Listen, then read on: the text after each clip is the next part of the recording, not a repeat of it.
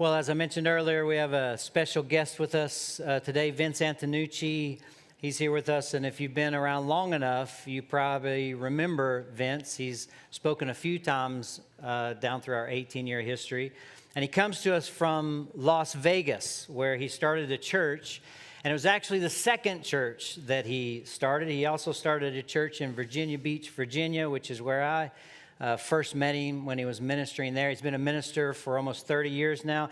He's been married to his wife, Jennifer, for almost 30 years, too. He has 2 kids, one of which is going to be married next weekend. So he's getting ready to be a father-in-law. And I can tell you from firsthand experience that Vince is just a humble servant.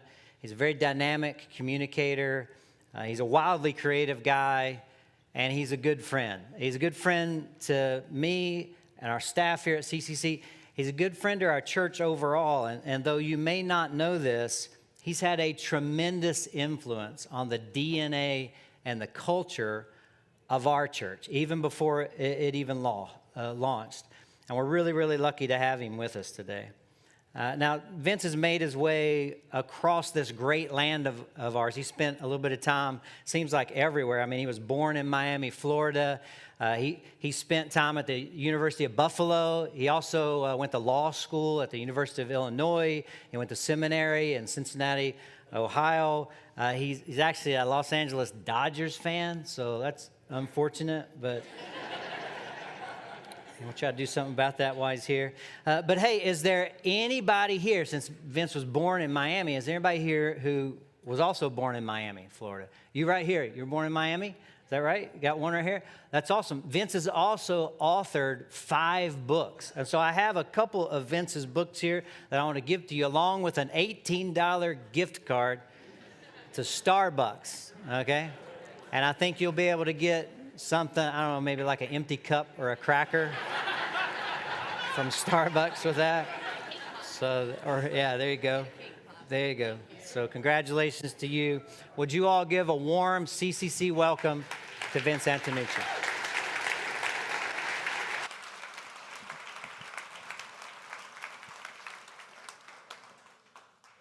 Jackson Memorial Hospital? Jackson Memorial Hospital? I'm just kidding. And I am so glad to be here. I love this church. The idea that I'm a friend of this church is an honor to me. So it's so cool to be back with you all. And I know a few of you now over the years. It's so awesome. So back in 2005, my family was visiting family in Raleigh, North Carolina. And one morning, we got this crazy idea to go canoeing, just my little family. We had never done anything like that at all. We are not outdoorsy. We don't canoe. We don't camp. Like, roughing it for me is slow internet. So it was like, we'll try it, right? What's the worst that can happen? And so the deal was, you rent this canoe. They let you in the river up here. You go down 3 or 4 miles, and then they pick you up, put you in their van, bring you back to where your car was, where you got in. And so we get in to the river, and we're just like wobbly, and like we can't steer it the way we want to, and we thought it was funny. And so we're just laughing at how horrible we are. There's trees all over in the river, like branches of trees, and we would hit little branches, and it was funny. But then the water, just like the speed of it just kept picking up. And it was like, man, this is a little scarier than we thought. And then we see in front of us, there's this big tree that had fallen into the river and was like covering 75% of the river. And so you had to steer over this way to get around the tree. And we're trying to, and we're kind of laughing because it's so not going well, until we realize we're not going to get around this huge tree. And we got scared, and then we hit the tree, and our screams turned really serious. Our canoe flipped upside down, and for probably just a few seconds, it felt like forever. We were trapped under the canoe, and then we started popping up. My wife popped up. My son and daughter were 6 years old and 4 years old, and they were wearing life jackets, but they popped up, and they are screaming in fear. And so I grabbed both of them, and I grabbed the tree. And so I kind of have my daughter like this, and I'm holding on to my son. My wife is holding on to the tree, and my kids are screaming. And so I was like, no, it's going to be okay. We're going to be okay. We're just going to pray. God's going to take care of us. We're going to be okay. And then I heard my wife yell at the top of her voice. She yelled, "If anyone has to go to the bathroom, now is the time to do it."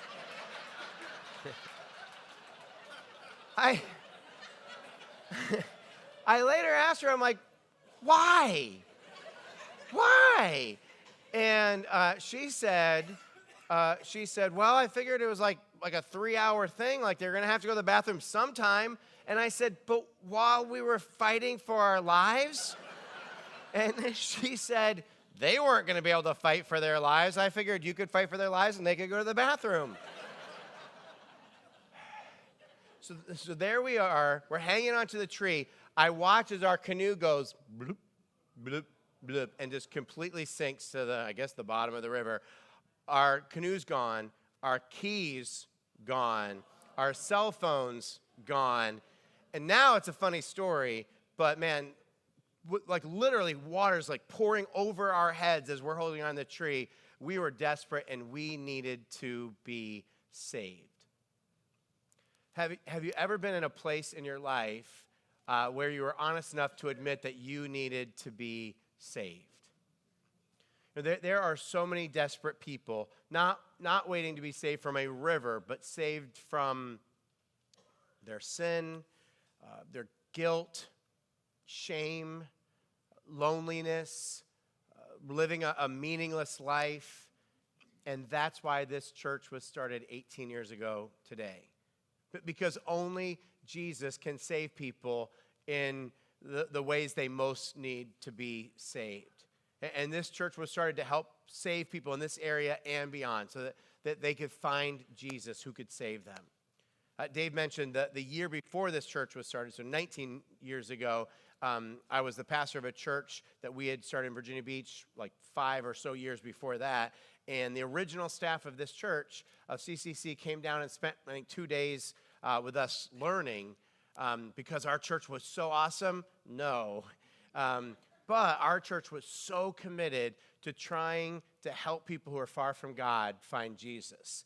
And the leaders of CCC wanted to know, like, what have you all learned in your 5 or 6 years? And because they wanted so much for this to be a place where people who are far from God met Jesus and came to faith and were saved by him here.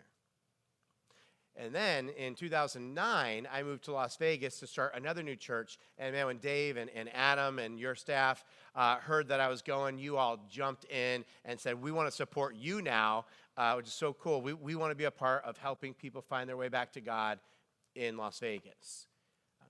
One of the first people I met in Las Vegas, one of my first friends, was Travis, who was a pimp, which is weird. Like if you said, when I moved to Las Vegas, you said, do you think you'll be friends with pimps? I would have been like, no, I'll never meet a pimp. But literally one of my first friends. Travis had moved to Las Vegas a couple years before me from New York City, where he was not a pimp, he was a photographer. And he moved to Las Vegas. Travis is like a smooth-talking, entrepreneurial kind of guy. And he started going to nightclubs and strip clubs and convincing the owners that they needed to hire him to be their photographer, which there was no such thing as a nightclub or strip club photographer until Travis, but he convinced them all.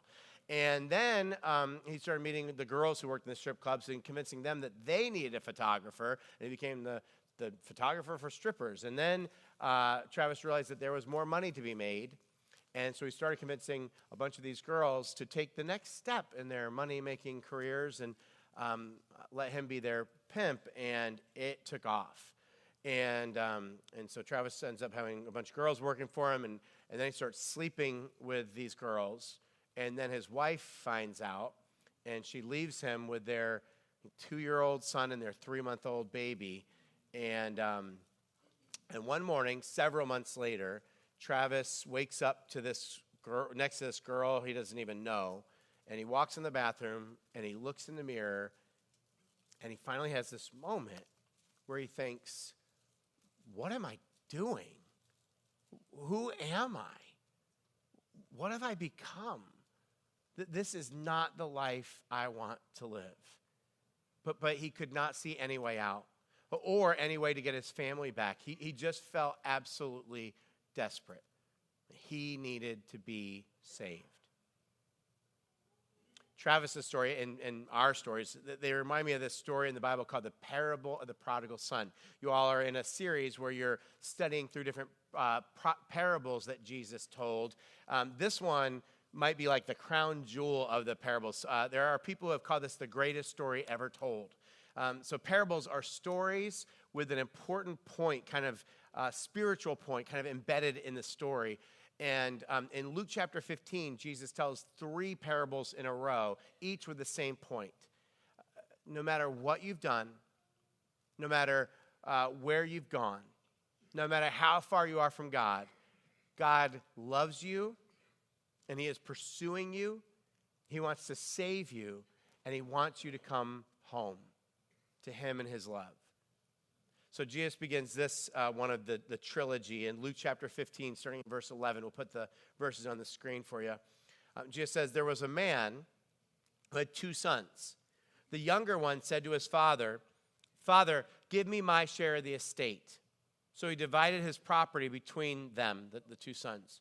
Not long after that, the younger son got together all he had, set off for a distant country, and there squandered his wealth in wild living.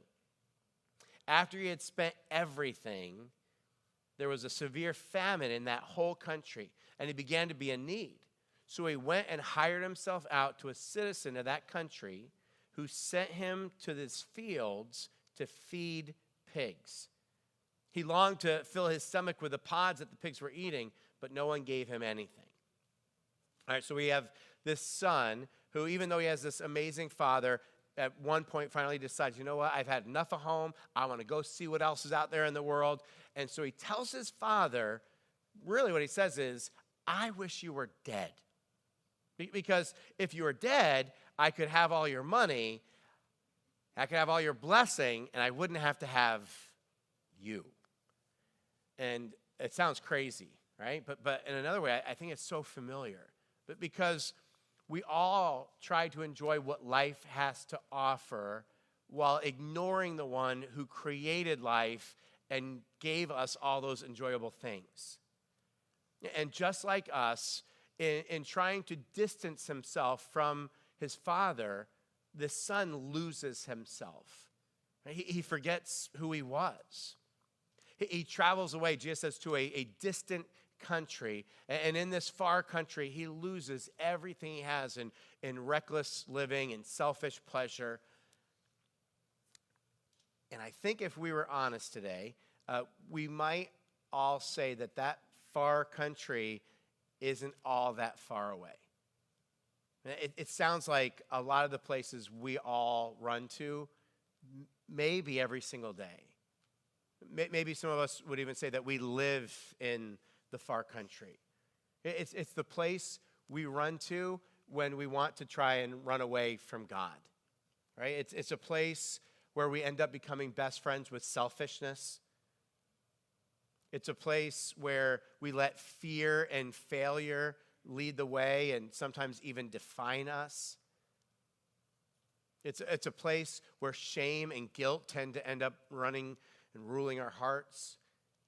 That is the far country. It's life separated from the Father, from God and his love.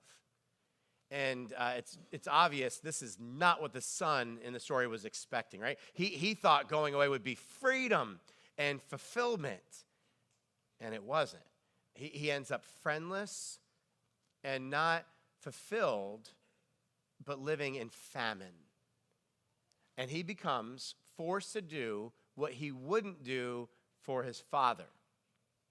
Work, right? He wanted his father to be dead so he wouldn't have to work, and he finds himself now without his father having to work, completely lost. And when we push God out of our lives, what we thought would be empowerment ends up becoming enslavement. What we thought would build us up ends up bringing us down.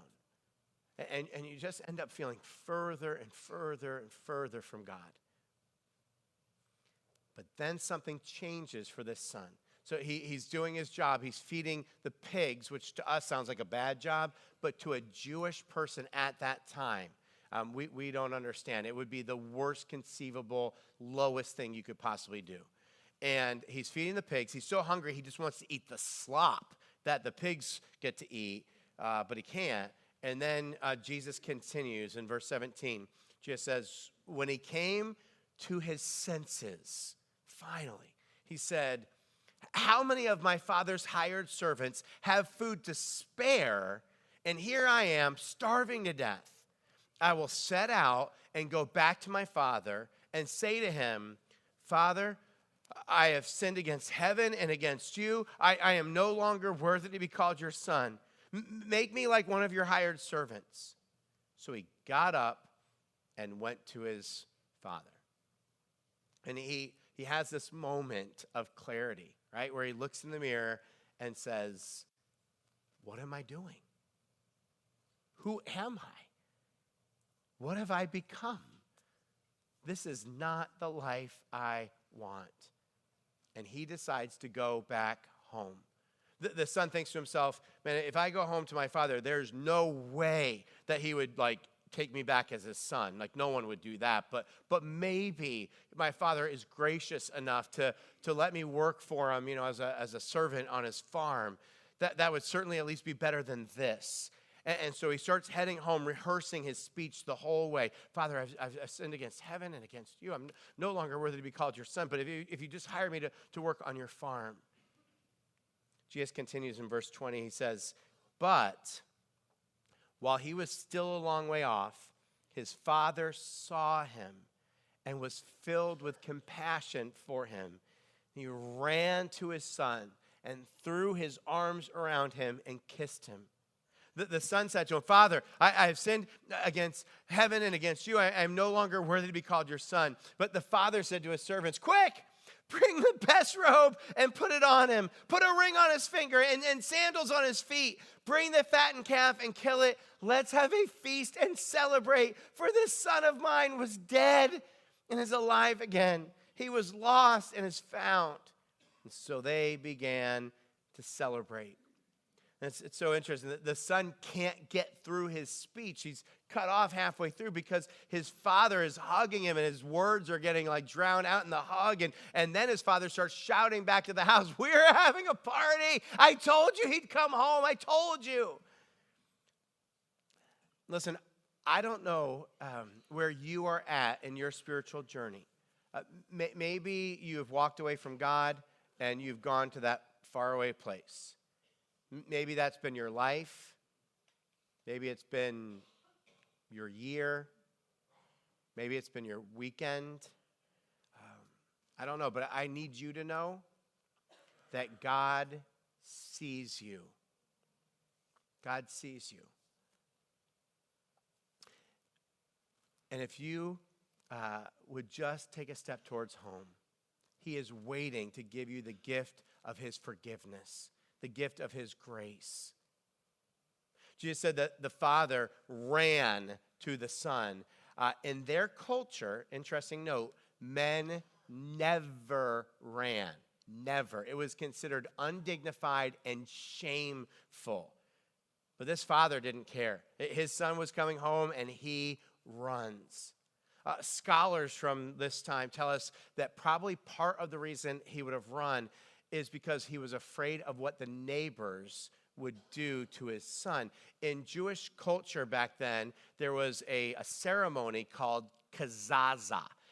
What they would do is they would take a big clay pot, and if a Jewish son had shamed his father, if he had gone against his father, if he had gone away and took money and squandered it, and then had the gall of trying to return home to his family, the whole community would come out to greet him, and they would take a big clay pot, and they would smash it at his feet, and they would all shout, kazaza, which means cut off.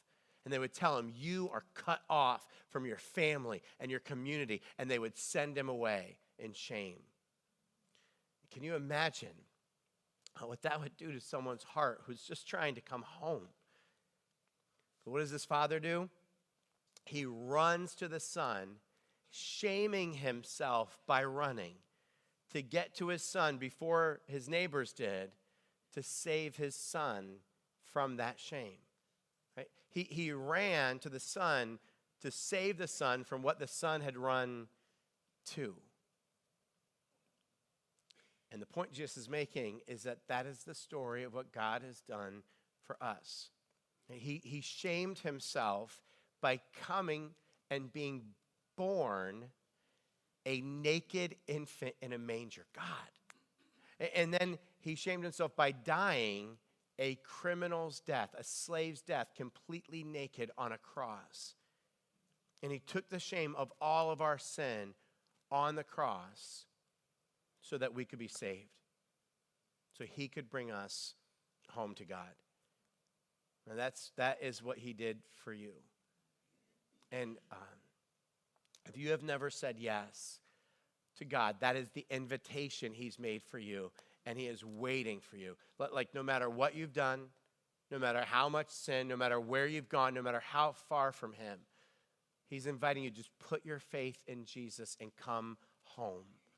And the amazing thing about God is you can do that today. It's not like, all right, I got to get my act right first. I got to stop doing some things. I got to learn some. No, you just say yes and come home, and God runs to you. You could literally do that today. If you decide to do that, I would encourage you to let someone know. Even if you're like, maybe I want to do that. I've got questions about that. Let someone know. There's a connection card in the program you received. There's a welcome center. You can go out, great people out there that you could talk to and just say, hey, I'm thinking about it, or I want to do it. Like, I want to come home. And they'll tell you about baptism, which we've mentioned today, but there was a baptism in the first service. It was awesome. But that's when a person comes home, and it's just their way of surrendering their life and falling back into their Father's arms and living their life in his love. You could do that. So the very first day I met Travis, remember the pimp? I told him the story of the prodigal son. And so the story I just shared with you that Jesus gave to us, I shared that story with him. He had never heard it, didn't have any knowledge of it. And I tell it to him, and he bawled. He just started sobbing. And he said over and over, partly because I couldn't understand what he was saying because he was struggling to talk, he kept saying, I didn't know I could be loved like that. I didn't know I could be loved like that. And he's weeping.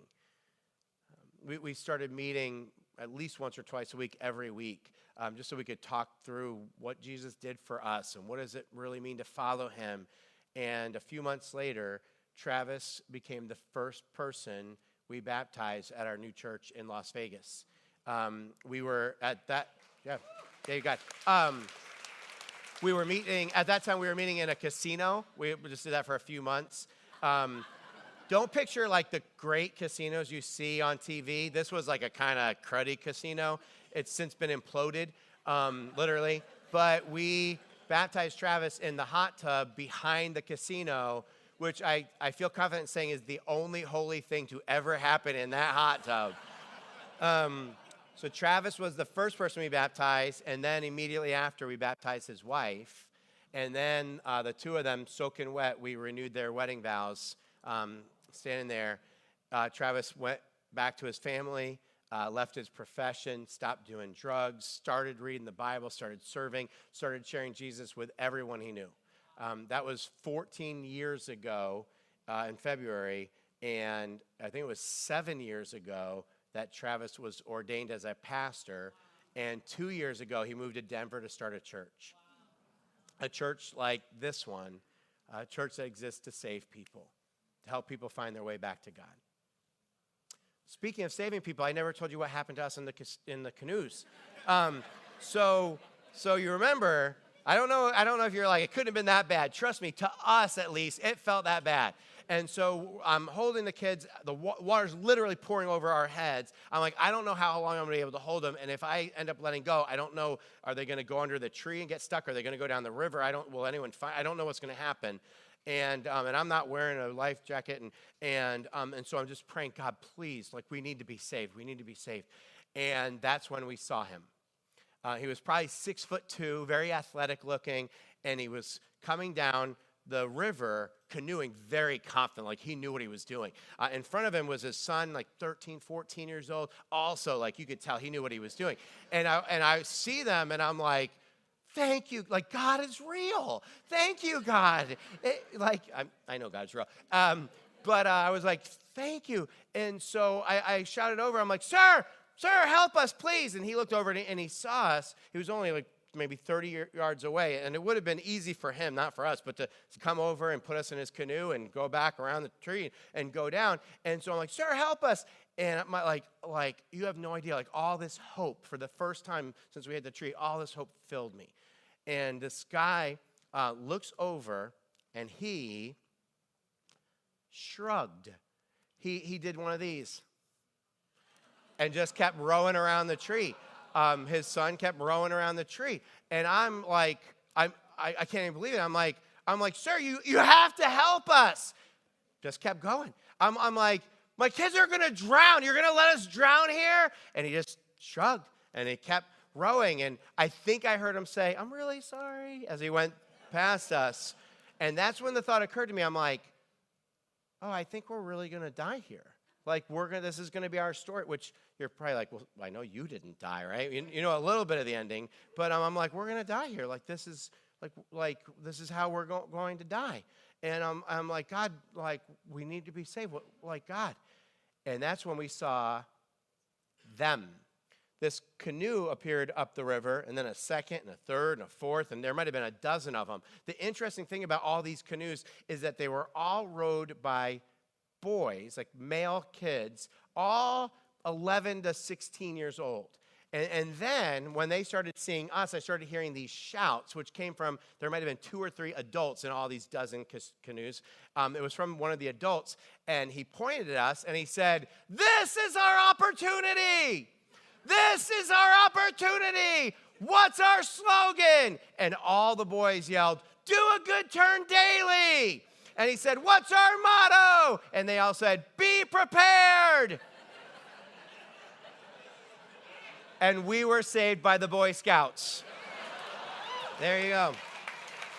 They all came over, all of them, and they put us in their boat, and we went down, and thank God for the Boy Scouts. And thank God for Jesus, right?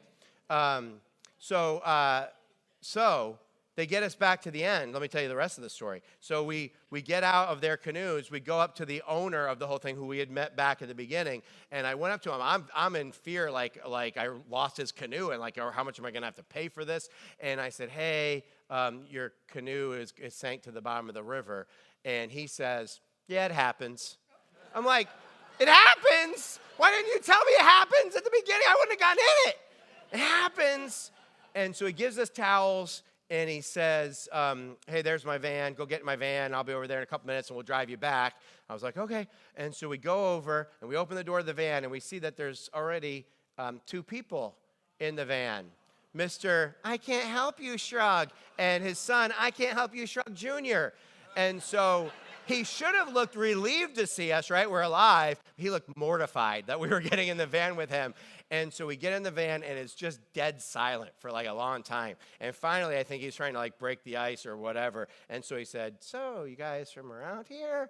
And I said, no, we're just visiting family. Are you from around here? And he said, yeah, we live right nearby. And I said, okay. Quiet for a long time, and I was like, be nice. And so I said, well, what do you do for a living? And he said, I'm a police officer. You got to be kidding me, man. Thank God for the Boy Scouts. And thank God for Jesus, right? Because, listen, he came to rescue you. He came to let you know that your Father loves you. And if you just take a step towards him, no matter what you're in the middle of, he will come running. And just like the Boy Scouts that day, God has given us, the church, this church, the mission of saving people. Right? Jesus saves people, but we get to be a part of Jesus saving people. This church has been doing that for 18 years. One thing Dave didn't mention, he's too humble or something, but you all had more baptisms last year than in any of the previous 16 or 17 years, which is incredible. And here's my prayer. My prayer is this year we'll have even more than last year, but that would take all of us, which means this is our opportunity, right? This is our opportunity. And what's our slogan? We help people. No, that's not your, is that your slogan, Adam? That's not your slogan. You guys aren't the Boy Scouts? You got confused.